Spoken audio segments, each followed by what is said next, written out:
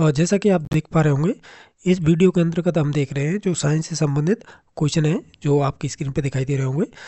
तो इसमें समथिंग होंगे, ये 40 के समथिंग क्वेश्चन है और ये सभी परीक्षा में पूछे हुए क्वेश्चन है। तो हम देख लेते हैं ये किस प्रकार के क्वेश्चन है।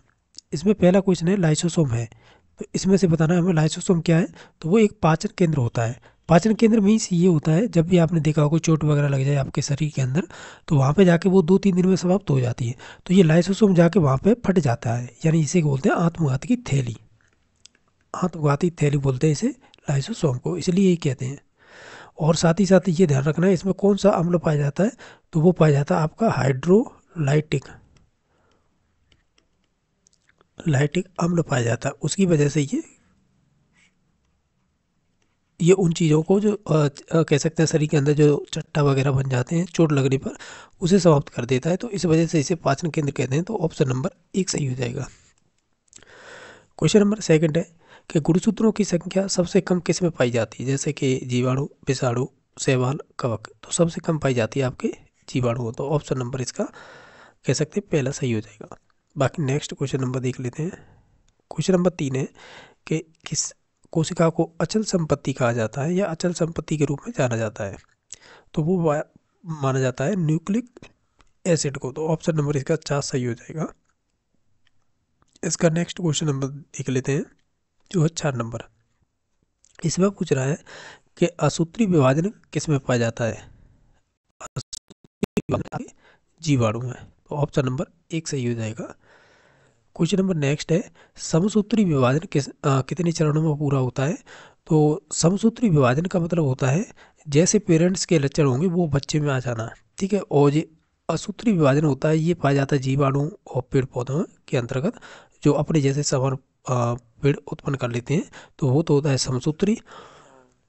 और असूत्री होता है सूक्ष्म जीवों में, जैसे जीवाणु हो गए, कुछ प्लांट्स होते हैं उनके अंतर्गत।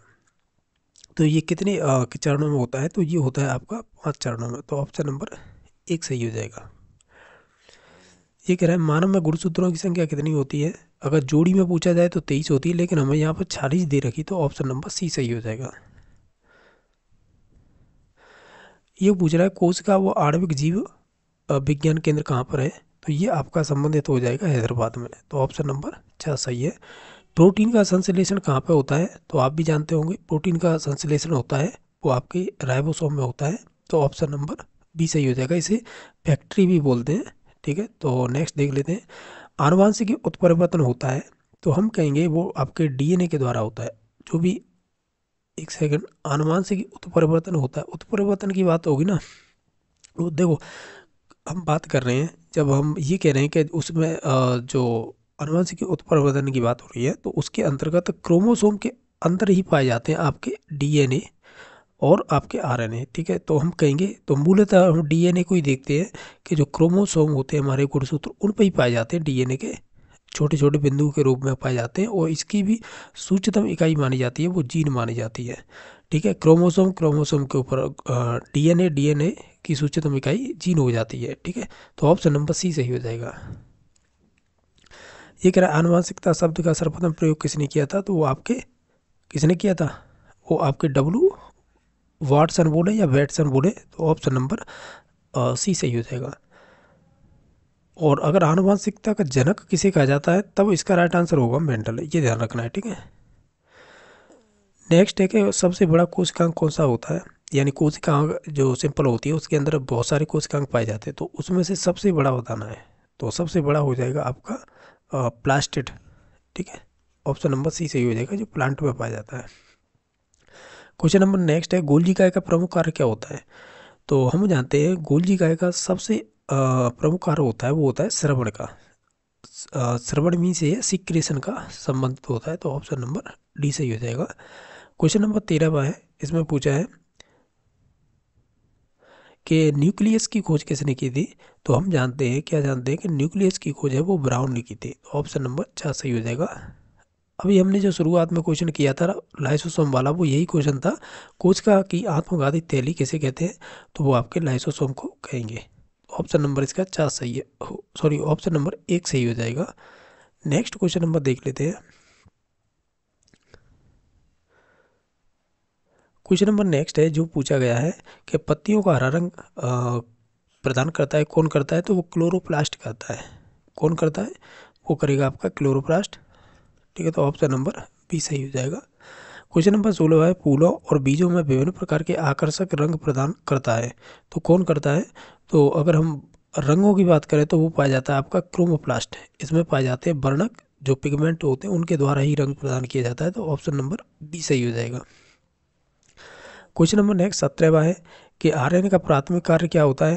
तो आरएनए होता है राइबो न्यूक्लिक एसिड होता है, और इसका मुख्य कार्य होता है क्या होता है? प्रोटीन संश्लेषण। क्या होता है?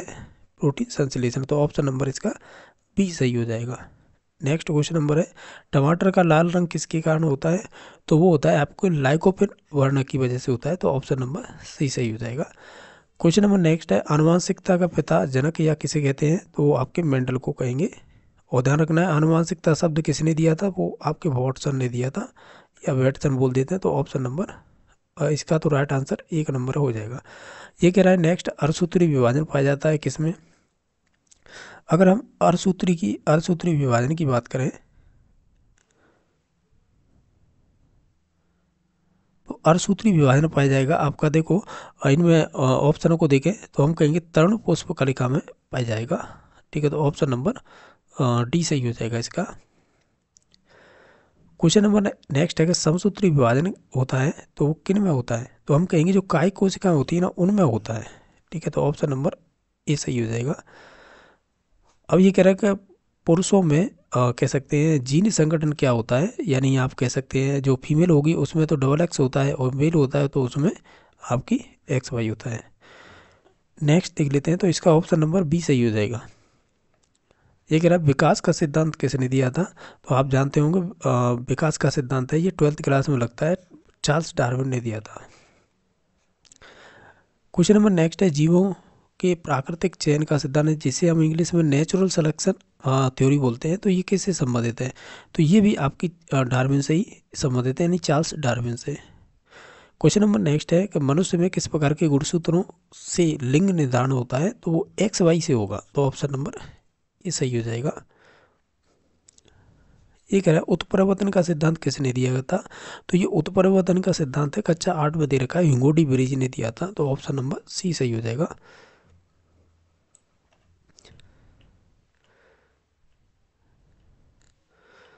क्वेश्चन नंबर नेक्स्ट है हल्दी में भी जो पीला रंग होता है वो किसके कारण होता है? तो हल्दी में जो पीला रंग होता है वो आपका किसके कारण होता है? तो वो आपका होता है जेंथोफिल के कारण, तो ऑप्शन नंबर सी सही हो जाएगा। ये कह रहा है कि प्रकाश संश्लेषण में सहायक कौन है? तो हम जानते हैं प्रकाश संश्लेषण में सहायक होता है वो होता है आपका क्लोरोप्लास्ट, तो ऑप्शन नंबर ए सही हो जाएगा। क्वेश्चन नंबर आपका नेक्स्ट है जो है 29 नंबर। ये कह रहा है कि आनुवंशिकी संबंधी प्रयोग के लिए मेंडल ने किस पौधे का चुनाव किया था? तो वो मटर के पौधे का चयन किया था, तो ऑप्शन नंबर ए सही हो जाएगा। लाइसोसोम की खोज किसने की थी? तो आप भी जानते होंगे लाइसोसोम की खोज है डी डोवे ने की थी, तो ऑप्शन नंबर 1 सही हो जाएगा। क्वेश्चन नंबर आपका 31वां है कि एक जीन एक एंजाइम सिद्धांत किसने दिया था? तो एक जीन और एक सिद्धांत है ये आपका दिया था देखो इसमें कोशिका का सिद्धांत दिया था, ये मेंडल है नहीं, डार्विन भी नहीं होगा, वॉटसन भी नहीं होगा, तो फिर बीडल एवं टेटल ने दिया था, ऑप्शन नंबर बी सही हो जाएगा। नेक्स्ट क्वेश्चन नंबर है डीएनए का डबल हेलिक्स मॉडल किसने प्रतिपादित किया था? तो वॉटसन एवं क्रिक ने किया था। नेक्स्ट क्वेश्चन नंबर है कि राइबोसोम किसके बने होते हैं? तो वो आरएनए और प्रोटीन के बने होते हैं। किसके बने होते हैं? आरएनए और प्रोटीन के। ये कह रहा है कोशिका का एटम बम किसे कहते हैं? तो उसे गोल्जी वो सॉरी लाइसोसोम को कहीं, क्योंकि हम इसे आत्मघाती की थैली भी बोलते हैं।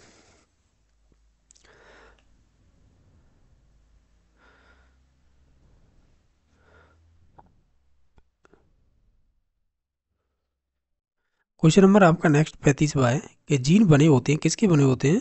तो हम कहेंगे ये जीन बने होते हैं आपके पॉलीन्यूक्लियोटाइड के, तो ऑप्शन नंबर इसका डी सही हो जाएगा। क्वेश्चन नंबर नेक्स्ट है जीवन की उत्पत्ति किस काल में हुई थी? तो वो प्री कैम्बियम काल की मानी जाती है। बाकी लास्ट क्वेश्चन है आनुवंशिकता की मूल इकाई क्या होती है? तो वो उसे जीन बोलते हैं। तो इस प्रकार हमने ये 30 क्वेश्चन किए हैं और 30 में से आपके कितने क्वेश्चन सही हो रहे हैं कमेंट करके बता सकते हैं। बाकी नेक्स्ट वीडियो के अंतर्गत हम सोच रहे हैं कि अधिक से अधिक क्वेश्चन सॉल्व करें। समय की वजह से नहीं हो पा रहे हैं, लेकिन आपको वीडियो नीचे तौर से आपको मिलते रहेंगे। ठीक है, बाकी वीडियो देखने के लिए धन्यवाद।